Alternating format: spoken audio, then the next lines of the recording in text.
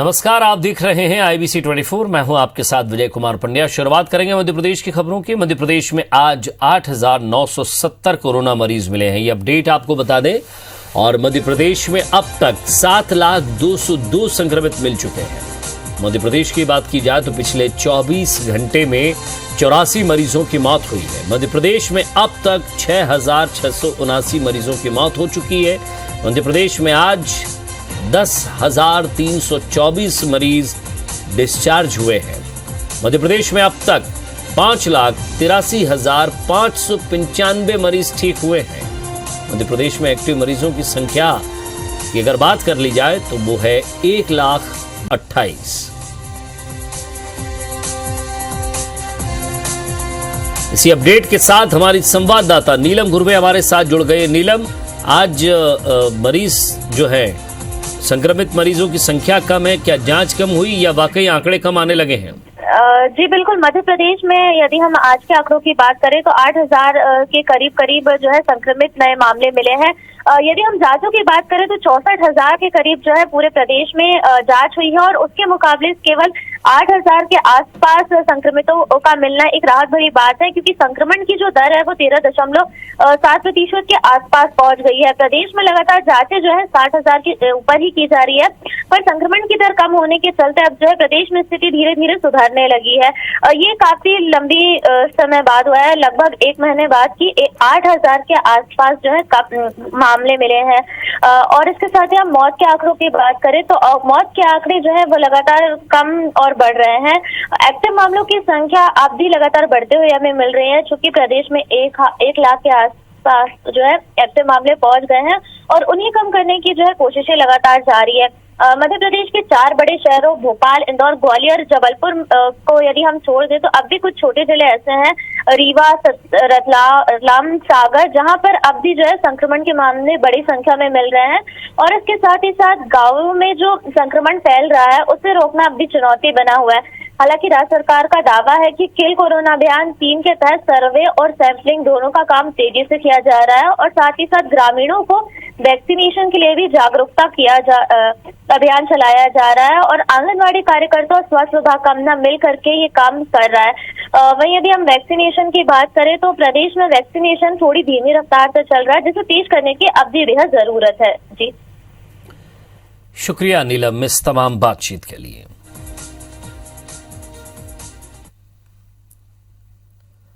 और इधर इंदौर और जबलपुर में नकली रेमडेसिविर के गोरख धंधे का मामला सुप्रीम कोर्ट पहुंच गया है। जबलपुर के सिटी अस्पताल में कोरोना के इलाज के दौरान जान गंवाने वाले एक मरीज की पत्नी और एक समाज सेवी की ओर से सुप्रीम कोर्ट में जनहित याचिका दायर की गई है।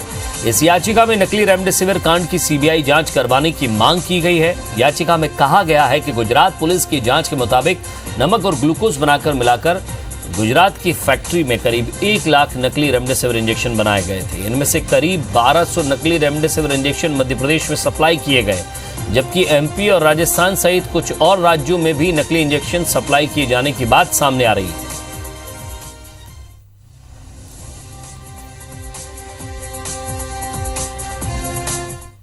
याचिका जो सर्वोच्च न्यायालय के सामने दाखिल हुई है, गुजरात से ये सब मामला चालू हुआ था कि वहाँ पे 1 लाख से ज़्यादा उनने बनाए, फिर मध्य प्रदेश में करीबन 1200 से ऊपर उनने सप्लाई किए, तीसरा उनने और कई प्रदेशों में भी किए हैं। तो चूंकि ये इंटर स्टेट मामला हो गया है तो इसलिए भी, और प्रकरण भी दर्ज किए गए हैं, जैसे गुजरात ने एक किया हुआ है, जबलपुर में एक दर्ज हो गया है, तो मल्टीप्लिसिटी को देखते हुए जो सेंट्रल एजेंसी है CBI है इसके लिए बनी हुई है, उसकी मांग करी है हमने।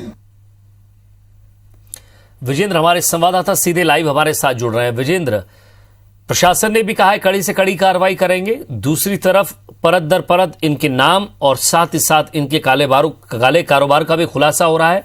वहीं एक बड़ी बात यह कि मध्य प्रदेश को 1200 इंजेक्शन की खेप पहुंचाई गई थी, ये बात सामने आ रही है। क्या ये वाकई सच है? क्योंकि जिस तरह से जबलपुर में 2800 की बात हो रही थी, एक सच का सामने आना भी जरूरी है। जी हाँ विजय, अगर आधिकारिक तौर पर देखें तो फिलहाल पुलिस ने पुष्टि की है कि जबलपुर में 500 नकली रेमडेसिविर इंजेक्शन की आपूर्ति गुजरात की नकली इंजेक्शन बनाने वाली फैक्ट्री से की गई थी और 2800 का फिगर ऑफिशियली कंफर्म नहीं है, लेकिन इतना बात तय है कि इस मामले को अगर इन्वेस्टिगेट किया जाएगा तो बहुत से खुलासे हो सकते हैं। और न सिर्फ सिटी हॉस्पिटल जहां के डायरेक्टर सरबजीत सिंह मोखा को अरेस्ट किया गया, उसके अलावा जबलपुर के और भी कई हॉस्पिटल थे जिन्होंने ओपन मार्केट से रेमडेसिविर का प्रोक्योरमेंट किया था। और सबसे बड़ी बात यह है कि इस मामले को इन्वेस्टिगेट कई पैमानों पर इन्वेस्टिगेट किया जाना जरूरी है। और यही वजह है कि एक जनहित याचिका इस मामले पर सुप्रीम कोर्ट में, देश की सबसे बड़ी अदालत में फाइल की गई है। और उसमें मांग यही की गई है कि नकली रेमडेसिविर कांड की सुप्रीम कोर्ट के जरिए सीबीआई जांच करवाई जाए, क्योंकि ये इंटर स्टेट मामला है। मुख्य तौर पर इसमें दाखिल यानी नकली रेमडेसिविर तकरीबन 1 लाख बनाए गए और इसकी एक तरह से सप्लाई मध्य प्रदेश में की गई। मध्य प्रदेश के अलावा बताया जा रहा है कि गुजरात में भी इसकी सप्लाई की गई। तो 3 राज्य तो ऐसे ही इन्वॉल्व हैं, गुजरात, मध्य प्रदेश और राजस्थान। और ऐसे में इस मामले को इंटर स्टेट मानते हुए, अंतरराज्यीय मानते हुए इस मामले की जांच सेंट्रल इन्वेस्टिगेशन एजेंसी को दी जानी चाहिए। और यही वजह है कि सुप्रीम कोर्ट में जो पिटीशन फाइल की गई है इसमें सीबीआई जांच की मांग की गई है।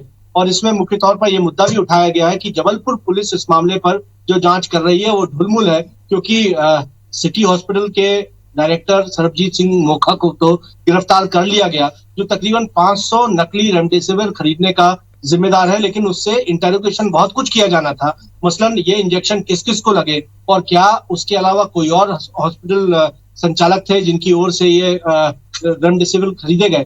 इसी तरह से बहुत सारी बातें हैं कि किन मरीजों की मौत हुई, किनको लगाया गया, किनको नहीं लगाया गया, क्या स्थितियां बनी, किस दाम पर लगाया गया, कैसे वो सप्लाई ली गई। और ऐसे में जब विस्तृत जांच की जानी थी तो उसको सरबजीत सिंह मोखा को जबलपुर पुलिस के द्वारा रिमांड पर लिए जाना था। लेकिन जबलपुर पुलिस ने कल सरबजीत सिंह मोखा को अरेस्ट किया और उसके बाद उसको बिना रिमांड मांगे हुए सेंट्रल जेल भिजवा दिया गया। ऐसे में इस विषय को भी संज्ञान में लाने की कोशिश सर्वोच्च न्यायालय की गई है। और सुप्रीम कोर्ट में जो पिटीशन है, खासतौर पर रंजीता राव नाम की एक महिला है जिनके पति सिटी हॉस्पिटल जबलपुर में भर्ती थे और कोरोना के चलते उनकी मृत्यु हो गई थी। और उन्होंने आशंका जताई है कि संभवतः उनके पति को भी नकली रेमडेसिविर लगाया गया होगा। उनके अलावा नंदलाल सिंह नाम के एक समाज सेवी हैं। इन 2 शख्सों की ओर से सुप्रीम कोर्ट में ये पिटीशन फाइल की गई है और इसमें मांग की गई है कि सीबीआई इंक्वायरी की जाए, क्योंकि इंटर स्टेट ये मामला है। दूध का दूध, पानी का पानी तभी होगा जब केंद्रीय इन्वेस्टिगेशन एजेंसी इस पर काम करेगी। जब सीबीआई जांच होगी तो सभी आरोपियों का खुलासा होगा, पूरा नेक्सस का खुलासा हो पाएगा, ये मांग की गई है। और खास बात यह है कि इस पिटीशन में जो दोनों ही याचिकाकर्ता हैं उनकी तरफ से पैरवी मध्य प्रदेश के पूर्व महाधिवक्ता शशांक शेखर करने वाले हैं। जैसा अभी हमने उनको सुना, उनका कहना है कि आने वाले 4 से 5 दिनों के भीतर इस मामले पर सुप्रीम कोर्ट में सुनवाई की जा सकती है और तमाम पक्षों को वो इस तरह से पेश करेंगे ताकि सुप्रीम कोर्ट की ओर से सीबीआई इंक्वायरी का ऑर्डर इस मामले पर दे दिया जाए। क्या ऑर्डर देगी सुप्रीम कोर्ट, ये देखना लाजमी होगा, लेकिन बेहद गंभीर मामला है। और सबसे बड़ी खबर यही है कि नकली रेमडेसिविर कांड की सीबीआई जांच को लेकर अब इस मांग को लेकर सुप्रीम कोर्ट में याचिका दायर कर दी गई। विजय, शुक्रिया विजेंद्र इस तमाम बातचीत के लिए। तो जिस तरह से लगातार पुलिस कोशिश कर रही है, इसके पीछे का जो मुख्य आरोपी है वो भी हिरासत में जल्द आएगा और साथ ही साथ इसके पीछे का पूरा सच सामने आ जाएगा। इधर गुजरात के सूरत में बने करीब 500 नकली रेमडेसिविर इंजेक्शन जबलपुर में खपाने के लिए लाए गए थे और इस मामले ने अब तूल पकड़ लिया। पुलिस ने सिटी अस्पताल में उसके मालिक सरबजीत सिंह मोखा और उसके गुर्गे को गिरफ्तार कर रासुका के तहत जेल भेज दिया। लेकिन शहर के बाकी अस्पतालों की भूमिका पर भी पुलिस और प्रशासन चुप्पी साधे बैठी है। आरोप है कि नकली रेमडेसिविर खरीदने, बेचने और मरीजों को लगाने के इस खेल में शहर के दूसरे अस्पताल भी शामिल है। आरोप यह भी है कि उन अस्पतालों का संचालन रसूखदार करते हैं, शायद इसलिए पुलिस और अधिकारियों के हाथ उन तक नहीं पहुंच पा रहे हैं। एक पीड़ित ने ओमती थाने में शिकायत दर्ज कराई है जिसमें सिटी अस्पताल के संचालक सरबजीत और डॉक्टर प्रदीप पटेल के खिलाफ हत्या का मामला दर्ज करने की मांग की। वैसे इस मामले में 2 राज्यों की पुलिस जांच में जुटी हुई है। जो लोग भी हैवानियत की हदें जिन्होंने पार करी, तो चाहे कोई कितना भी बड़ा आदमी क्यों ना हो, कोई कितना भी रसूखदार क्यों ना हो, किसी पार्टी का सदस्य क्यों ना, उसको हर हालत में कठोरतम से कठोरतम कार्रवाई होना चाहिए। 2-3 राज्यों का ये मामला है और ये कोई छोटा मोटा मामला नहीं है। अब चुपचाप कोई गाड़ी में रख के यदि कोई इंजेक्शन, कोई सामान लाता है तो ये जिम्मेदारी फिर पुलिस प्रशासन की होती है कि वो चेक पोस्ट पे चेक हुआ, नहीं हुआ, या कई बार ऐसा होता। तो देखिए, गलती तो उसकी है जिसने मंगवाया है, तो उसकी जांच पुलिस करेगी। शुरू से सचेत थे और जिन लोगों ने भी रेमडेसिविर की ब्लैक मार्केटिंग की है या किसी अन्य गतिविधियों में संलिप्त पाए गए हैं, उन लोगों की हम लोग लगातार कालाबाजारी अधिनियम या एनआईसी की कार्रवाई कर रहे हैं। अब ये कार्रवाई सतत रूप से जारी रहेगी। और एक बड़ी खबर इंदौर से मिल रही है। नकली रेमडेसिविर की कालाबाजारी का एक मामला सामने आया है। आरोपी दिनेश चौधरी के अवैध निर्माण को तोड़ा जाएगा। नगर निगम ने अवैध निर्माण, उस अवैध अतिक्रमण को तोड़ने के निर्देश दिए हैं। कल सुबह नगर निगम मकान तोड़ने की कार्रवाई कर सकता है। पुलिस ने इंजेक्शन की कालाबाजारी करते हुए गिरफ्तार किया था इसे, और अवैध अतिक्रमण करने के लिए भी कारण बताओ नोटिस जारी किया गया है। तो नकली रेमडेसिविर के लिए कालाबाजारी का यह पूरा मामला, आरोपी दिनेश चौधरी के अवैध निर्माण को तोड़ा जाएगा। हमारे संवाददाता दीपक यादव हमारे साथ जुड़ रहे हैं। दीपक, कल सुबह नगर निगम इस मकान को तोड़ने की कार्रवाई कर सकती है? देखिए, बिल्कुल विजय, रेमडेसिविर की जो कालाबाजारी के मामले में जितने आरोपी अभी तक गिरफ्तार हुए हैं उनमें से दिनेश चौधरी को पिछले दिनों विजयनगर पुलिस ने गिरफ्तार किया था, और उसी का ये मकान है जो कि बॉम्बे हॉस्पिटल के पास में, वहां पर जो अवैध निर्माण है उसको तोड़ने को लेकर कारण बताओ नोटिस जारी किया गया है। और संभवतः नगर निगम द्वारा ये कार्रवाई की जा सकती है। यदि ये कार्रवाई होती है तो ये प्रदेश की पहली कार्रवाई होगी जिसमें कि रेमडेसिविर इंजेक्शन की कालाबाजारी करने वालों के खिलाफ सरकार ने सख्त रवैया अपनाया है, और उसी के तहत मकान तोड़ा जा सकता है। हालांकि कल सुबह की संभावना है कि मकान को तोड़ा जा सकता है, लेकिन अभी तक पुष्टि इस बात की नहीं की गई है कि मकान तोड़ा जाएगा या नहीं, कल सुबह कार्रवाई होती है कि नहीं। लेकिन निश्चित तौर पर रेमडेसिविर इंजेक्शन की कालाबाजारी को लेकर जिस तरीके से रासुका लगाई गई है और जो कार्रवाइयां की गई हैं, उसके बाद अब इनके जो अवैध निर्माण है, जो इनके मकान है, उनके तोड़ने की कार्रवाई अब लगातार जारी रहेगी। शुक्रिया दीपक इस तमाम बातचीत के लिए। तो बड़ी खबर आपको बता रहे हैं इंदौर से, जहां नकली रेमडेसिविर की कालाबाजारी करने वाले दिनेश चौधरी के मकान को तोड़ने की कार्रवाई की जाएगी। कल नगर निगम की टीम रिमूवल की गैंग के साथ पहुंचेगी और इसे ध्वस्त करेगी। इधर मध्य प्रदेश में ब्लैक फंगस बीमारी के केस लगातार सामने आ रहे हैं। इस रोग की गंभीरता को देखते हुए खुद सीएम शिवराज ने अधिकारियों के साथ बैठक की। इस दौरान ये तय हुआ कि ब्लैक फंगस का निःशुल्क इलाज होगा। मुख्यमंत्री ने लोगों से अपील की है कि लक्षण दिखते ही समय पर अस्पताल पहुंचे और इलाज कराएं। अब तक प्रदेश में 50 मरीजों की पुष्टि हो चुकी है।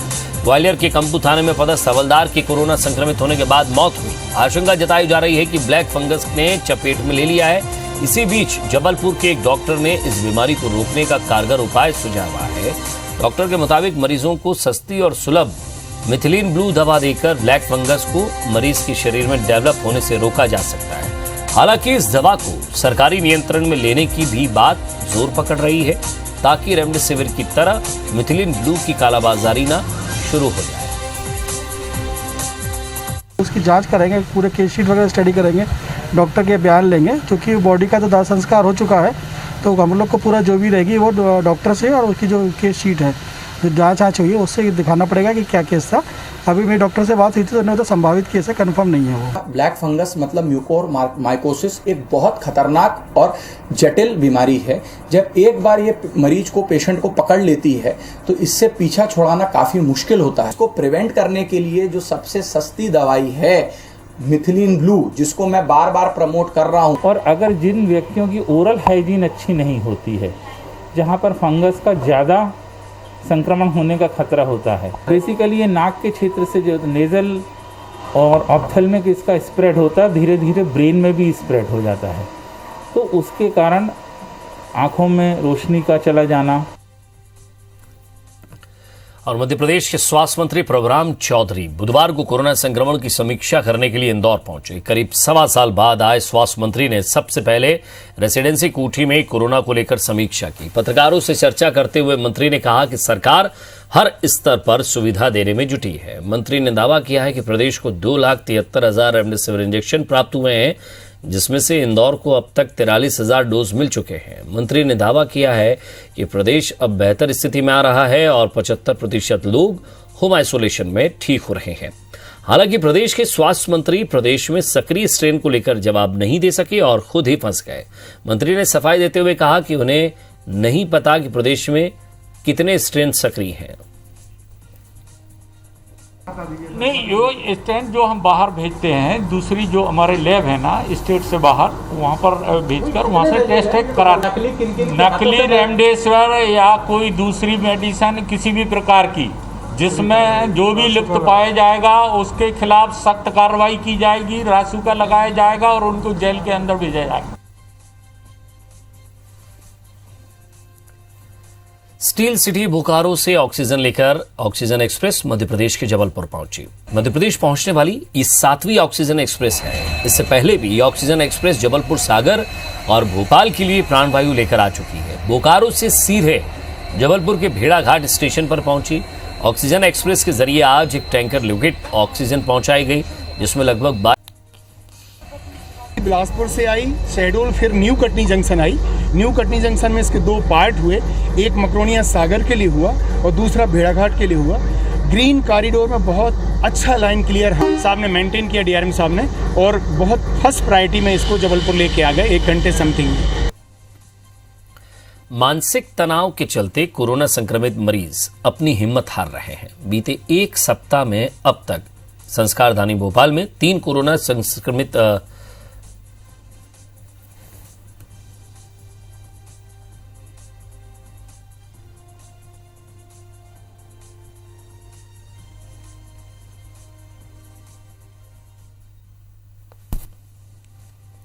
तो मानसिक तनाव के चलते कोरोना संक्रमित मरीज अपनी हिम्मत हार रहे हैं। बीते 1 सप्ताह में अब तक राजधानी भोपाल में 3 कोरोना संक्रमित मरीजों ने आत्मघाती कदम उठाकर जीवन समाप्त कर लिया है। वहीं हमीदिया अस्पताल में एक और कोरोना संक्रमित मरीज ने आत्महत्या कर ली। इधर शाहजहांपुर में भी 85 साल के बुजुर्ग ने बाथरूम में फांसी लगाकर आत्महत्या कर ली। पुलिस ने केस दर्ज करके जांच शुरू कर दी है। आपको बता दें कि 2 दिन पहले हमीदिया अस्पताल के डी ब्लॉक कोविड वार्ड में भर्ती मरीज ने 6ठी मंजिल से कूदकर आत्महत्या कर ली थी। हालांकि पुलिस दोनों ही मामलों की जांच में जुटी हुई है, लेकिन पुलिस का दावा है कि कोरोना संक्रमण के कारण डिप्रेशन और मानसिक स्थिति खराब होने के कारण ऐसे मामलों में वृद्धि हो रही है। हमीदिया में कल एक शाहजहांपुर निवासी ने 85 साल के बुजुर्ग ने आत्महत्या कर ली है बाथरूम में, और ये सीधे सीधे हताशा के ही परिणाम दिख रहे हैं। जो लोग कोविड पॉजिटिव हो जाते हैं और उनके जीवन में इस तरह से निराशात्मक बातें घर कर देती हैं और उसकी मानसिक स्थिति इतनी खराब होती है, इसी वजह से इस तरह की घटनाएं हो रही हैं। बहरहाल हमने इसको जांच में ले लिया है और हम कार्रवाई कर रहे हैं। मध्य प्रदेश के रतलाम में पुलिस का क्रूर चेहरा सामने आया है, जिसमें पीड़ित युवक पुलिस से हाथ जोड़कर मिन्नतें कर रहा है और पुलिस बेरहमी से उस पर लाठियां बांध रही है।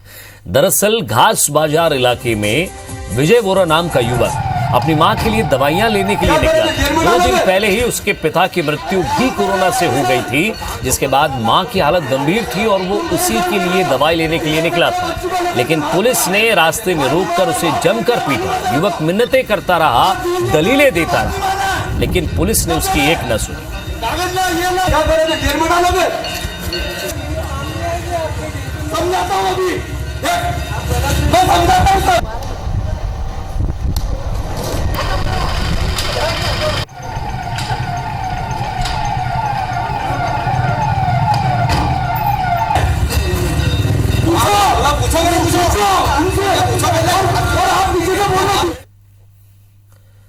इधर कटनी जिला अस्पताल के बाहर एक हाथ में बच्चा और दूसरे हाथ में बच्चे को सिरिंज द्वारा दी जा रही लिक्विड दवा से भरी बोतल पकड़े एक महिला का वीडियो सोशल मीडिया पर वायरल हो रहा है।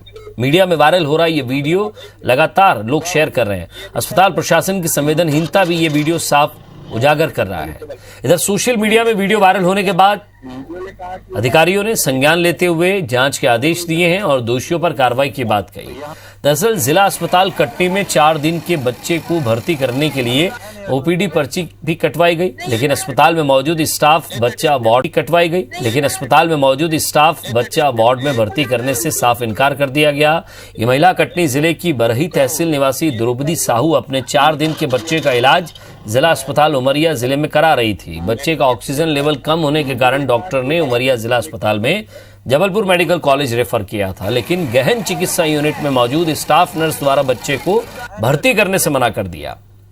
मासूम को लेकर परिवार वाले जबलपुर मेडिकल कॉलेज के लिए रवाना हो गए। देखिए, यह बात मेरे संज्ञान में आई है। मैं निश्चित रूप से इसमें जांच करवा रहा हूँ। जो भी दोषी होगा, अगर ऐसी घटना है तो जो भी होगा उचित कार्रवाई करूँगा इसके लिए। इंदौर में कोविड संक्रमण से मृत मरीजों के पोस्टमार्टम का पहला मामला सामने आया है। शहर के निजी अरविंदो अस्पताल में एक कोविड संक्रमित मरीज का पोस्टमार्टम किया गया, जिसमें कई खुलासे हुए। दरअसल इंदौर के ग्रामीण क्षेत्र से 40 साल के एक मरीज को मृत हालत में अस्पताल लाया गया। असामान्य मृत्यु देखकर परिजन ने पुलिस को सूचना देकर शव का पोस्टमार्टम करवाया, जिसमें पता चला कि युवक के फेफड़ों का आकार बढ़ा हुआ था, उसमें सूजन थी, निमोनिया के लक्षण भी थे। फेफड़ों में रक्त के छोटे छोटे थक्के मिले, जिनका रंग काला पड़ गया था। उसके मस्तिष्क की रक्त प्रवाह करने वाली नलियों में भी गहरे काले रंग के थक्के मौजूद थे। हालांकि युवक की असामान्य मृत्यु और कोविड के कोई भी लक्षण न होने पर मौत का कारण जानने के लिए पोस्टमार्टम किया गया, लेकिन ये सब बिना किसी सरकारी आदेश के किया गया। गंभीर बात यह है कि बाद में मृतक में कोविड के लक्षणों का खुलासा हुआ। व्यक्ति जो कि मृत अवस्था में लाया गया था, तो उसका चूंकि उसको किसी भी प्रकार की कोई पुरानी बीमारी नहीं थी, तो अपन ने उसके घर वालों से भी पूछा कि भाई इसको कुछ हार्ट की बीमारी है या कोई ब्रेन से रिलेटेड या कुछ कैंसर है, कुछ भी है। तो ऐसा कुछ नहीं था। तो मैंने पुलिस को इन्फॉर्म किया था। तो पुलिस ने जनरली इसमें मर्ग कायमी करके इसको पोस्टमार्टम के लिए बॉडी को भेज दिया। लंग्स बल्की थे, थोड़े से भारी थे, एडिमेटस थे और उसमें निमोनिया के फीचर भी थे। इस बेसिस पर अपन को पता चलता है कि ये पेशेंट की डेथ कोविड से ही हुई थी। अपने एक दिवसीय दौरे पर खरगोन पहुंचे भाजपा सांसद गजेंद्र सिंह पटेल ने कोरोना से हो रही मौत के बाद शवों को नदियों में बहाने को दुर्भाग्यपूर्ण बताया। बीजेपी सांसद ने देश के लोगों से अपील करते हुए कहा कि संक्रमित शवों को नियमानुसार दाह संस्कार करें। ये बीमारी भयावह है, ऐसे में अधिक संख्या में संक्रमण फैल सकता है।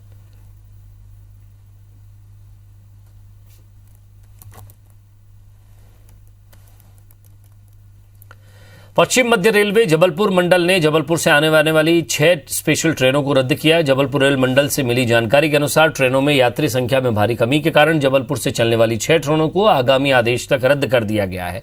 ये ट्रेन दोबारा कब चालू होगी, इस संबंध में रेल मंत्रालय ही निर्णय लेगा। फिलहाल इन ट्रेनों के रद्द होकर दोबारा शुरू होने के कोई आसार नजर नहीं आ रहे हैं।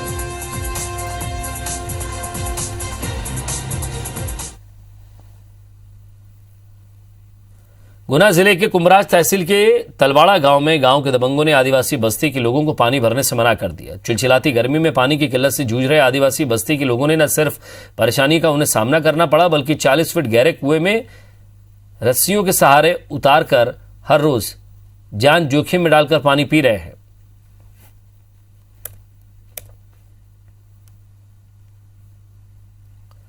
मध्य प्रदेश के मौसम में लगातार बदलाव जारी है। पिछले 24 घंटे में शहडोल, रीवा, जबलपुर, सागर, ग्वालियर और होशंगाबाद के संभाग के जिलों में बारिश हुई है। वहीं आज भी रीवा, सागर, ग्वालियर और चंबल संभाग के जिलों में गरज चमक के साथ बारिश हो सकती है। इसके लिए मौसम विभाग ने येलो अलर्ट जारी किया है।